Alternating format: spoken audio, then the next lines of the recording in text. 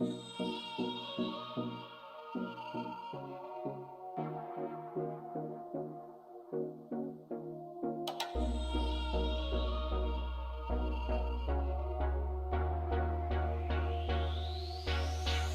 tell me you're different.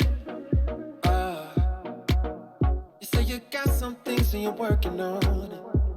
Oh, but I never listen. No, was too busy thinking you're the perfect one. It's such a mystery, cause usually I'm looking for a reason to stay. But who would have believed that here I be and I just can't look away. Oh, you tried to give me a warning. Say watch your step before you fall too hard. You tell me I'm crazy, I say not crazy enough. But I'm crazy for you, crazy, crazy about us. And I know that it's true, baby, it may be too much. But I'm crazy for you, crazy, crazy in love. 10, 9, 8, 7, 6, 5, 4, 3, 2, 1, 0.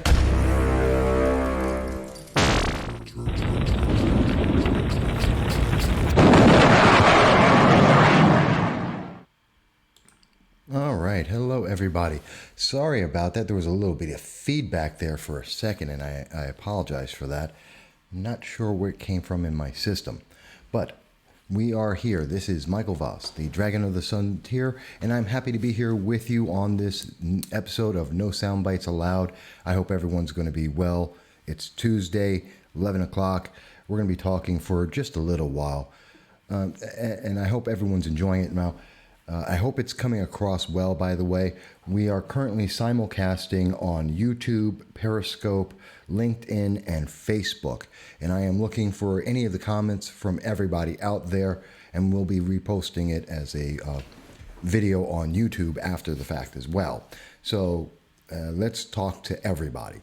Now, you may have noticed from the title card here, I'm looking to talk about the Garlic Festival, about California, about the shooting, about mass shootings, about the Second Amendment.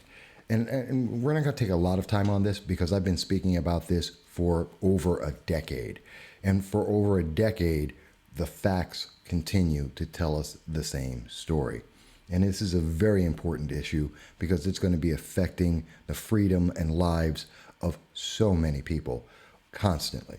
So I'm going to try and be as exact as I can on this and try and cover a lot of ground. But I want to also say that shame on Gavin Newsome. He is the governor of California. Shame on him because he is using the death of a child. He is using the people who have been injured, especially the children that were injured, to try and promote partisan politics. That is wrong. That is absolutely wrong. It should be called out. I don't care if you're pro-gun, if you're anti-gun. I don't care if you think there should never be a Second Amendment or you think that there must be a Second Amendment. The fact is, no one should be using children, whether they are injured or dead. Children are off limits in a political conversation, and Gavin Newsom is wrong. Game of Thrones, shame on you. I mean the Game of Thrones tomatoes being thrown as you walk naked miles and miles amongst the public. That kind of shame on Gavin Newsom. That is wrong, and no one should go without saying that. And that is something that is adamant for me. I think it's absolutely a fact that we should not be allowing that without some kind of comment. And people should give him a backlash on this because it's wrong. It is just wrong. My opinion, but that's what the show's about, isn't it? To an extent. But if you think he should be lauded for that, please let me understand why, because I don't get that. I also want to take a second here to say, if you're in the Binghamton area on Saturday, Sunday, this weekend, there is the Speedy Fest. It's one of the biggest festivals in the southern tier of New York. My good friend, Matthew Cornwell, is going to be the opening act for the band Kansas. I advise you, if you're going to be at Speedy Fest, go check him out. He was the person you were listening to at the very beginning of the show, and that was his song that he was singing. Also, if you're in the area, drop by the Belmar Pub or the Park Diner. They're all friends of mine, and if you're wondering, none of that is paid for. Those are just events and people that I enjoy and places I like to go to. If you're in the southern tier of New York, drop by and check them out. Let's get to the meat and potatoes here, okay? Quite simply, there is a lot of stuff to talk about. We know that looking at what happened in California yesterday, on Sunday, we're trying to find out, what do we know about the Garlic Festival shooter? And I don't like mentioning his name, so I'm just going to call him the shooter. What do we know about this individual? Not a whole lot. We know that this individual is 19 and that this individual got a semi-automatic rifle. No, it was not an automatic rifle. No, it's not an assault-style rifle, because that would be an automatic rifle. It is not a machine gun. He had a semi-automatic rifle, which is styled like an AK-47. Okay, we know that. Does that make the gun evil? No. Does that make what he did any better, any worse, any less evil? No. What we know for a fact is he broke in to a festival which was heavily armed, which was patrolled by many police officers. And when they were there, he broke into the festival, cut through a hole in the fence, and randomly decided to just start shooting at people.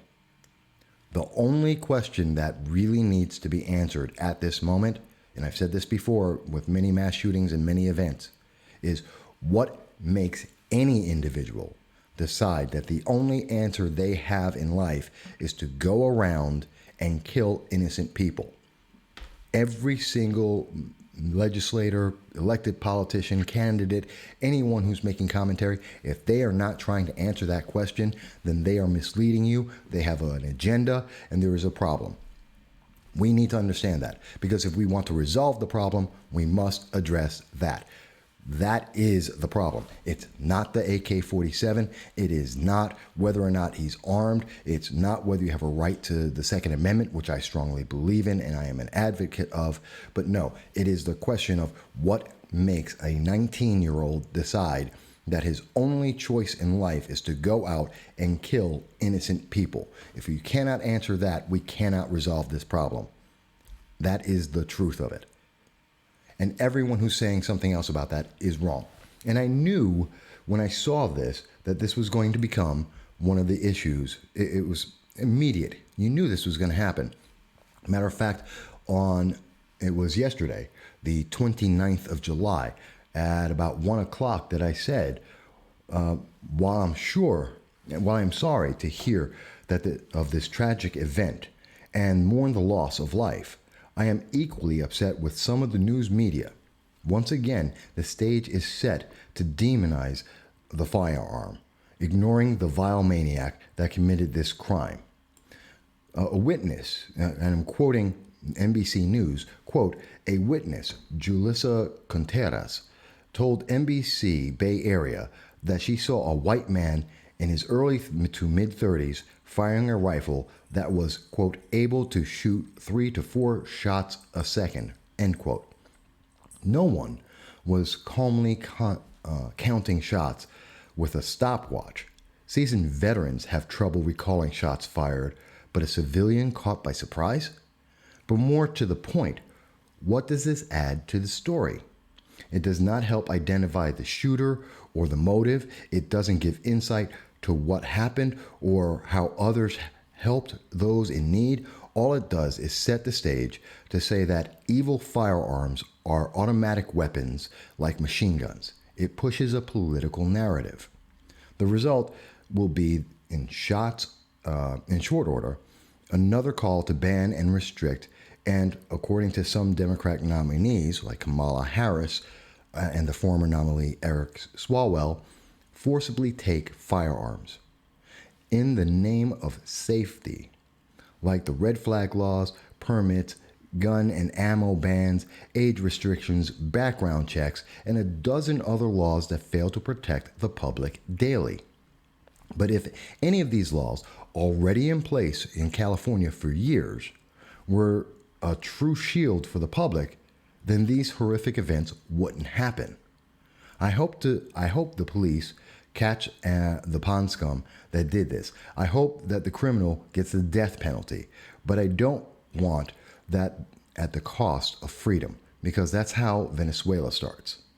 So that was my comment just a day ago. And now we've come to find out that, the gunman was shot, and there may be a second suspect out there somewhere. There are overtones that this has something to do with racism, national, not neo-Nazis. There's rumors out there that it has to do with right-wing politics. But you know what? We hear that every single time. And whether it is or is not actually doesn't answer the question.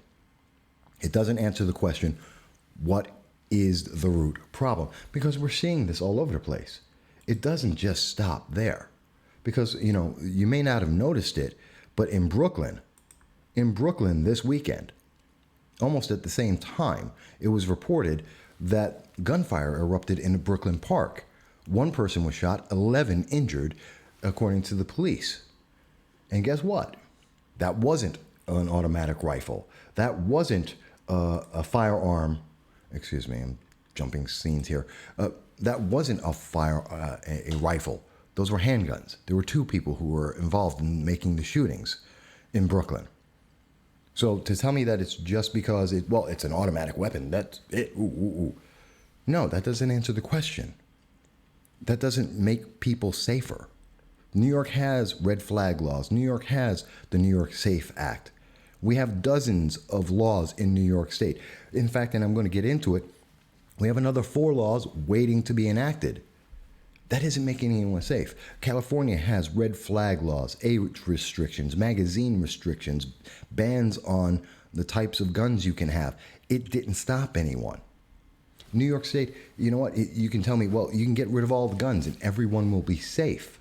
Except that's not true. Remember, it was in New York State that we saw just this year. And I wrote about this over at the Voss Political Commentary. New York State gun laws versus Islamberg bombing plot. I wrote that article on January 23rd of 2019, this year. And guess what? That was 4 kids under the age of 20 who are illegal to have firearms, who had them, who were making bombs. These were former Boy Scouts that were making bombs to kill people. You tell me that you want to take away the Second Amendment, I'm telling you that's not going to make you safe. You tell me that you're going to make laws that are going to make it harder for people to legal, law-abiding citizens, 99.999% of everyone who owns a firearm, you're going to make it harder for them to have those firearms, as is their right under the Constitution, and you say, that's going to make people safer. No, it's not. Do you know there's like 22,000 local, state, and federal laws, put them all together across the country, 22,000 laws about gun control. Okay, let's take a look at what Gavin Newsome, the brilliant Gavin Newsome, what did he have to say? Okay, he put out a tweet, which was from today, that he met with a 12-year-old who was shot while in a bounce house, and a grandmother mourning the loss of her 8-year-old grandson, which are terrible things. And he says, "This is America today. The shootings continue. Loved ones are buried. Children are gunned down, and Congress does nothing." You know what? I had something to say about that. Every law being considered in Congress already exists in California for some time. If the state gun restrictions don't work, and history has proven that, San Bernardino, Thousand Oaks, so many others, how will the same national law make a difference? How does that change criminal intent? Stop politicking on the children and the dead. That's my comment to Gavin Newsome. That's why I think he needs to be called out for a Game of Thrones shame. Because he's not fixing the problem. The problem continues. He's not answering the question, what is the intent?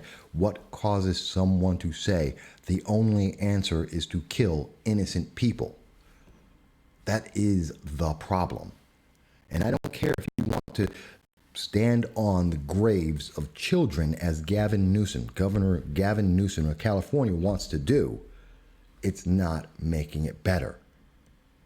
We have seen constantly, consistently throughout the nation, and I have provided data on this constantly throughout the decades. In fact, I'll even show you my article. I had an article that I wrote about this, and this was a little while ago. This is back in October of 2017, October 6th of 2017, on, again, my website, the Voss Political Commentary, a deep look at mass shootings and gun control facts. And guess what? When I was looking that over and looking at the definition, because assault weapon is a brand new thing, it's a political term that was created in 1985, and it misrepresents the truth. It is there to mislead people. But what we know for a fact is that there are over 357 million guns. They're not the problem. The majority of gun owners are not the problem. The problem is people are trying to believe that some law is going to stop a criminal. That somehow criminals, by definition, and crazy people, by definition, actually pay attention to laws. And that doesn't ever happen. And as long as we have politicians who keep pulling on the heartstrings of the public to misinform them, to confuse them, to delude them, and to make them think that you'll be safe, we just need to pass one more law. We just need to take away a little more of your rights. And don't worry, then you'll be safe. You've heard that same answer for the last 40 years. 40 years. Columbine, Sandy Hook, San Bernardino, Thousand Oaks. That's my puppy, probably my man's here.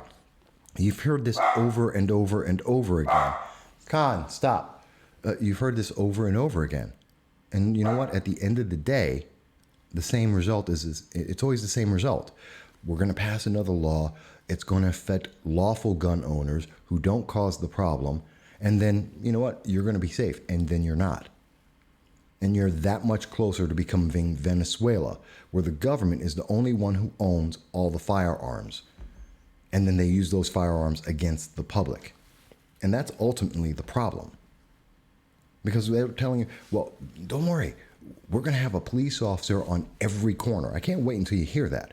That's going to make you safe. Don't worry, it'll be only the government who has the firearms, and only the government's going to be able to protect you. And they're going to be a cop on every corner. Guess what? There were dozens, if not hundreds of cops in Brooklyn, in the Garlic Festival. People weren't safe. No one was there was able to defend themselves because of the policies in New York State, like the SAFE Act, like red flag laws in California. No one's able to defend themselves. And that hurts people. That costs people's lives. Now, I'm almost done here. But I want to share this with you. And I'm wondering about this because, and I know people say, well, Mike, you don't have your data right. It's not true that, criminals, they just are the ones with all the guns. They're causing the problem. Well, look at PolitiFact.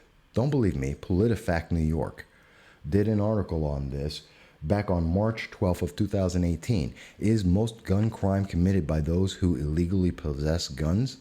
And the answer is mostly true. Yeah, there's no exact answer on this because no one's got the exact numbers, or at least no one has published the exact numbers. But yes, most of the crimes are because of someone who has an illegal gun and is using that gun illegally. And that is the problem. And by the way, I'm going to put all the sources that I have here in the description of this video so that you can see it for yourself and make your own decision. But I'm telling you that the most important thing I'm telling you is you're not hearing. When you hear Kamala Harris today, Senator Kamala Harris, and you hear Eric Swalwell, and you hear Bernie Sanders and Elizabeth Warren, when you're listening to these Democratic candidates tonight who will be having a debate, and I am sure the shooting is going to come up as a subject, and mass shootings in general, and the Second Amendment, And they're going to tell you, we're going to take the guns away. That's what Kamala Harris has said. She will take your guns, forcibly take your property, which is what Venezuela is doing, and killing people for years because the government said, we're going to take your property and you can do nothing about it, with the full force of government. And we've seen people dying and running from that nation as it falls apart. So I have to say to you, listen to them when they talk about this. And I want you to ask one question. Are they answering what is the intent?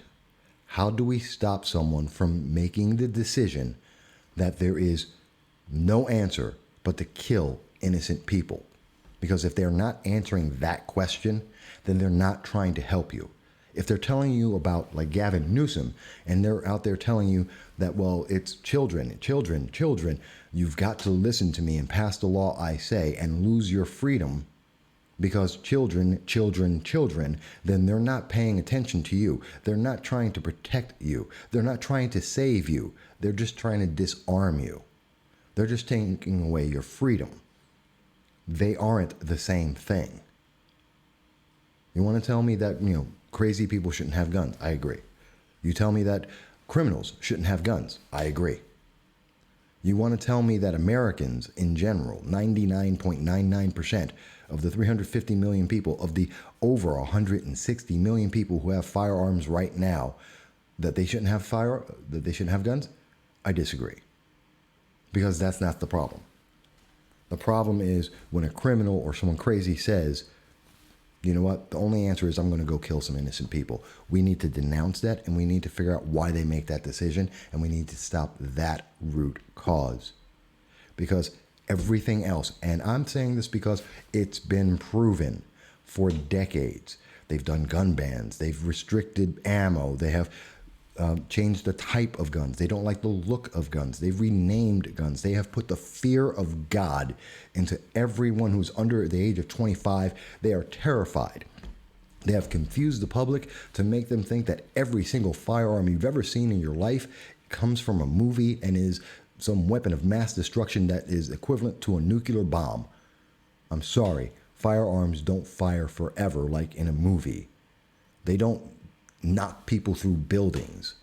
That's not real. And using that as the imagery and trying to make people fearful does not make people safer. If it did, after the New York SAFE Act, New York would be safe. If it did, California, with its age restrictions, its ammo restrictions, its gun bans, its the red flag legislation, if that were true, all of those things, every time they passed them, you would be safe. And in fact, we know New York State, as an example, as another example, in New York State, the lieutenant governor is giving an update on why the bills that we were told are absolutely essential to the safety of the people of New York have been sitting. There's 4 bills, including a delay on when you can pick up because they're not legal. They were in such a rush. Legislators, politicians, Governor Cuomo were in such a rush to pass their partisan agenda that they never bothered to say, is it legal? And you know what? That's a waste of time. It's a waste of effort. It is a loss. It tells you right there that this is a loss of freedom. If a legislator, they're creating the law, you should think that they had bothered to check if it was legal to do that. That they have legally written, that they wrote the law so that it is legal to try and do the restrictions and take away the freedoms of Americans like they have suggested. But they didn't.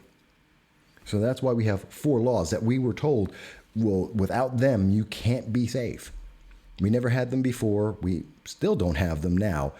Does that mean that New York State is culpable for every single life that has been lost through gun violence since these laws were passed over the last 6 months, since January, February? Should we sue New York State as a class action suit for every single person because those laws were not passed? Well, you're saying, well, no, Mike, those laws wouldn't have made those people safe. Then why do we have them?